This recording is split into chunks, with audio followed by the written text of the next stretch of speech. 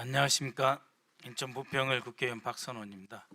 이 자리에 출석하신 증인 여러분들은 우리나라의 아주 대표적인 고위 공직자이십니다. 저 역시 임명직 공직을 한 적이 있습니다. 그래서 우리가 국가 사무를 볼 때 우리 스스로 가슴속에 담고 있는 정의감, 사명감, 또 무엇보다도 명예심과 자부심이 중요합니다. 그래서 저는 여러분들을 진심으로 존경하고 존중한다라고 하는 점을 먼저 밝히고 싶습니다. 그러한 어떤 정서적인 유대감이 먼저 잡혀야 된다. 그러나 오늘 이 청문회가 있는 것은 무엇 때문입니까? 그야말로 아무것도 하지 않으면 아무 일도 일어나지 않습니다.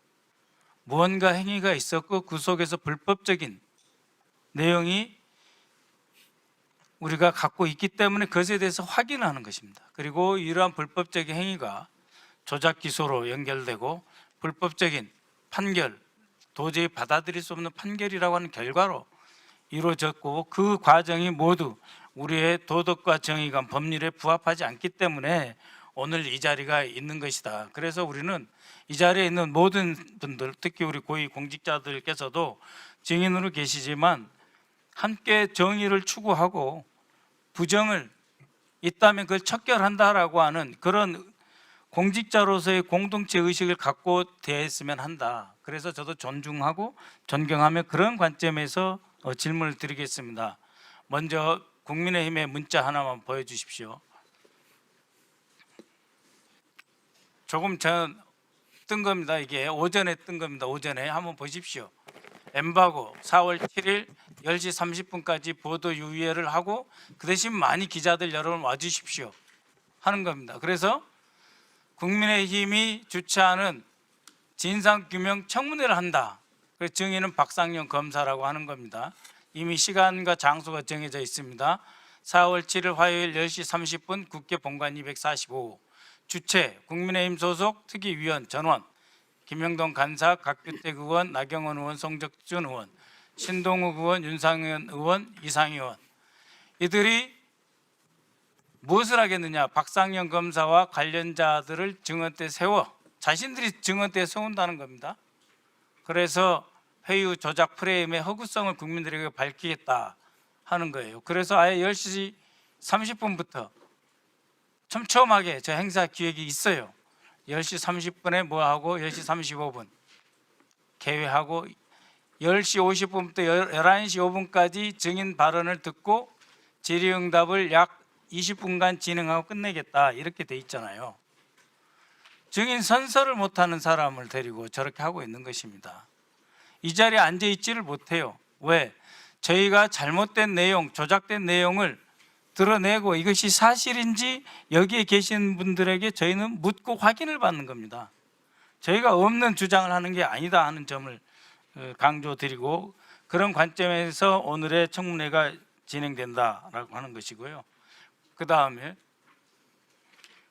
기준은 뭐냐면 아까 말씀드렸던 그 수사 준칙입니다. 수사 준칙은 적법한 절차에 따라서 예견도 편견도 없이 주어진 권한을 자의적으로 행사하거나 남용해서는 안 되고 실체적 진실을 밝혀야 한다. 과학적이고 객관적인 증거를 찾아야 되고 그 다음에 선입견을 가져서는 안 되고 관련 없는 사건에 대해서 자백이나 진술을 강요해서는 안 된다. 이거는 기본이지 않습니까? 그렇죠? 저희는 이렇게 돼서 어떤 사람이 법에 의해 징치당하는 것까지 문제 삼지 않습니다. 이렇게 되지 않았기 때문에 문제를 삼는 것입니다. 그리고 사실을 확인한 것입니다. 우리가 다 알고 있는 내용입니다. 다시 한번 다음 내용 보실까요? 자, 한번 보십시오. 정일권 검사가 이렇게 했다는 거지 않습니까? 48시간 동안 구치감에 남욱을 불러서 가둬놓고 있다가 깊은 밤에 불러서 이런 이야기를 했다는 거 아닙니까? 자식들 사진을 보여주고 애들을 봐야 할 거 아니냐, 나가야 될 거 아니냐, 여기 계속 있을 거냐. 배를 갈라서 장기를 다 꺼낼 수도 있고 환부를 도려낼 수도 있다. 내려가서 곰곰이 생각해라. 배를 갈라서 장기를 다 꺼내버린다. 아니면 봐줘서 환부를 도려낸다.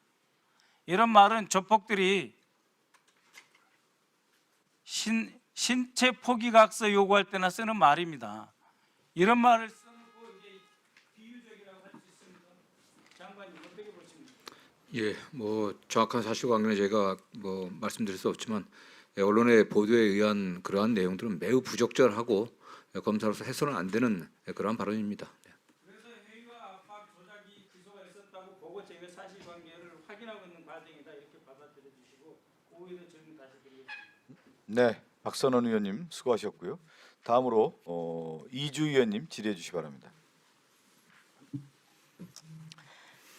예, 법무부 장관님. 네네. 예, 지난주 쌍방울 사건처럼 오늘 저희가 다루고 있는 사건도 역시 정치검찰과 유동규 등이 입을 맞춰서 없는 죄를 있다고 뒤집어 씌운 전형적인 3인 성호 범죄 조작극이라고 봅니다. 저는 처음부터 이재명 대표를 노린 사법 쿠데타다 이렇게 볼 수 있는데요. 그거 이제 천천히 한번 보겠습니다. 이제 조작 범죄 설계도 중에 일부의 단면인데요. 자, 먼저 압수조사건 한번 보겠습니다. 장관님, 2022년 10월 13일 김영석 검사가 유동규의 사실혼 배우자 박태선으로부터 백팩을 압수할 때 작성한 압수조서거든요. 이 압수조서 내용 좀 한번 보시겠어요? 예. 거기에 지금 맨 위에 뭐라고 적혀 있습니까? 피의자 이재명 등에 대한 정치자금법 위반 피의 사건 이렇게 적혀 있습니다. 맞죠? 예, 그렇습니다. 당시 이재명 대표가 이 사건으로 피의자 입건이 되어 있었습니까? 그렇지 않은 걸로 알고 있습니다. 맞습니다. 형제 번호가 부여되지조차 않은 것으로 저도 알고 있습니다. 이 사건으로 그리고 이재명 대표는 입건된 적이 아예 없습니다. 그런데 이렇게 버젓이 기록이 되어 있습니다. 이거 왜 그럽니까? 지금 다른 간단하게 부탁드리겠습니다. 뭐 이게 다른 사건에 관련돼서 조사하다가 이렇게 한 것 같은데 이게 과연 취지는 실수- 정확히 제가 잘 모르겠습니다. 네. 예, 이게 단순히 실수일까요? 일개 평검사가 지휘부 승인이나 암묵적인 가이드라인 없이 제1야당 대표를 독단적으로 피의자로 규정하는 이런 대담한 짓을 할 수 있습니까? 제가 보기에는 당시의 수사팀 내부에 이미 최종 목표가 이재명이다, 이재명 죽이기 이런 공감대와 지시가 팽배했기 때문에 서류에 무의식적으로 이렇게 튀어나온 겁니다. 그리고 오후에도 제가 나오는 검사 증인들에게 물어볼 텐데요. 100번 양보해서 만약에 이런 내용을 상급 지휘관이 못 봤다면 그것도 심각한 직무유기 아닙니까? 어떻게 멀쩡한 사람을 이렇게 피의자로 그냥 몰 수가 있습니까? 아까 말씀하신 대로 설사 단순 오기라 하더라도 이거 당장 수정하고 사실은 해당 검사 징계해야 될 사안이죠. 네, 어쨌든 뭐 압수조서 작성할 때 담당 검사가 좀 부장까지 결재를 받았고 당연합니다. 하는 게 통상적인 절차 아니겠습니까? 예, 당연히 이 내용을 모를 수가 없고요. 입건조차 안 된 사람을 이런 식으로 공문서에 피의자로 적시한 거 이거 명백히 허위공문서 작성죄라고 봅니다. 예, 그리고 장관님, 그 김영석 검사가 이 허위 압수조서 쓴 날짜가 10월 13일입니다. 놀랍게도 그 바로 다음 날인 10월 14일부터 3일 동안 그 이 수사팀이 유동규를 밀실로 불러서 조서 한 장 남기지 않고 24시간 동안 면담을 진행을 하면서 회유했습니다. 이게 우연입니까? 예, 어쨌든 뭐 매우 부적절한 매우- 수사가 있었다는 네네, 거 매우 부적절하고요. 이미 10월 13일에 서류상으로 이재명을 피의자로 결론 지어 놓고서 14일부터는 그 결론에 맞춰서 본격적으로 유동규를 비롯한 그 일당들을 협박하고 회유하면서 진술을 쥐어 짜낸 것으로 보입니다. 이 부분 반드시 확인 좀 하셔야 될 것 같고요. 그러니까 증거가 있어서 수사한 것이 아니라 목표를 애초에 정해놓고 그 목표에 맞춰서 나머지 관련자들의 진술을 조작해냈다. 이것이 바로 이 전체 사건의 구조로 보인다는 말씀 드립니다. 다음 그 엑셀 조작을 짚어보겠습니다. 이거는 질문하다가 제가 끊기면 이후에 오후에 이어서 하겠습니다. 아마 좀 들어보셨을 텐데요. 정영학 회계사 2021년 10월 1일에 검찰에 최초로 제출한 그 대장동 예상 분양가 엑셀 파일 원본에서는 평당 분양가가 1,400만 원으로 이렇게 기재가 되어 있습니다. 그런데 검찰이 조사 과정에서 정영학에게 들이민 출력물에는 1,500만 원으로 둔갑을 했습니다.